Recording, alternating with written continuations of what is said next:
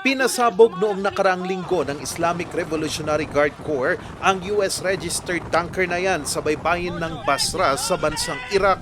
Ito'y matapos isara ng Iran ang Strait of Hormuz bilang paghiganti sa pag-atake ng Israel at Estados Unidos. Pero nitong weekend, nilinaw ng Iran na hindi nila isinara ang strait pero hindi nila papayagang dumaan dito ang mga barko na konektado sa Israel at Estados Unidos. Kaya naman si US President Donald Trump nanawagan sa mga kalyado at iba pang bansa na tulungan sila para buksan muli ang strait para sa lahat ng barko. We strongly encourage other nations whose economies depend on the strait for blood. I mean, you know, these people literally need it. 95% of their energy or their oil comes out of the strait, and they should be in here very happily helping us.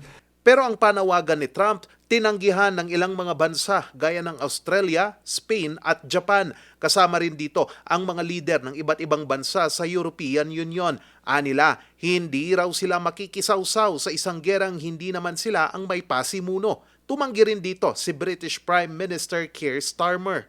While taking the necessary action to defend ourselves and our allies, we will not be drawn into the wider war.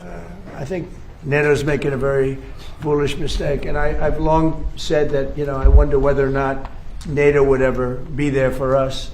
So this was a great test, because we don't need them, but they should have been there. Ang hepe naman ng US National Counterterrorism Center na si Joe Kent nagbitiw na sa pwesto. Sa kanyang X-account, sinabi ni Kent na hindi raw niya kayang suportahan pa ang gera sa Iran. Dagdag pa niya, wala raw anumang banta ang Iran sa Estados Unidos at malinaw daw na nagsimula ang digmaan dahil sa impluensya at pressure mula sa Israel at sa mga makapangyarihang grupo. Pero ikinatuwa ito ni Trump. But when I read his statement, I realized that it's a good thing that he's out, because he said that Iran was not a threat. Iran was a threat. Every country realized what a threat Iran was. The question is whether or not they wanted to do something about it. Ang Iran naman may mensahe kay Trump. A message to the President of the United States. The outcome of war cannot be determined by tweets. The result of a war is determined in the field, the very place where you and your forces do not dare to approach, and you can only talk about it in your tweets. It's better to name this war as epic fear instead of epic fury.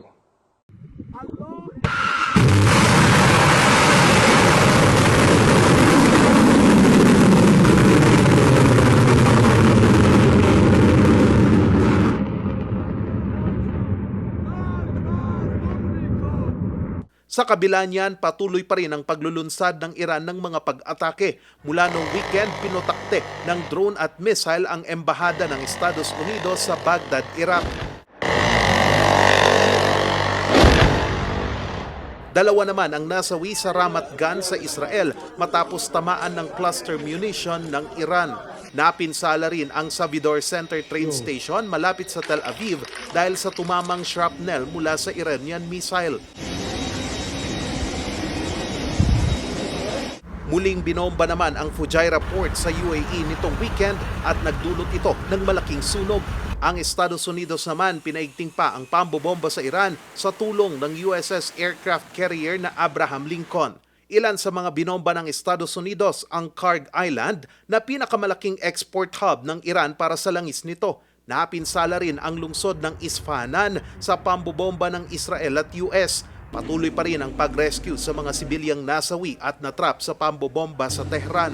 Sa ngayon, pumalo na sa 2,000 ang nasawi sa Iran. Binomba naman ng Israel ang Iran Space Research Center na ginagamit sa mga anti-satellite operations. Patuloy naman ang pag-atake ng Israel sa Iran. Sa video na ito, tinarget ng Israel ang isang drone factory ng Iran. Ang ilang trabahador na tumakas, hinabol at pinatumba ng Israeli drone. Sa Lebanon, tinarget ng Israel ang gusaling yan sa Sidon District sa Southern Lebanon.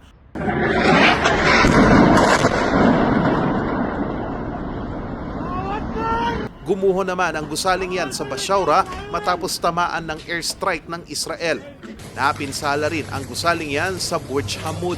Tinamaan naman ng Iranian drone ang Dubai Airport. Sa ngayon, sumampa na sa 3,000 ang nasawi sa pagpapatuloy pa rin ng sigalot sa Middle East. Karamihan dito ay mula sa bansang Iran at Lebanon. Charles Nicolimon, RNG News.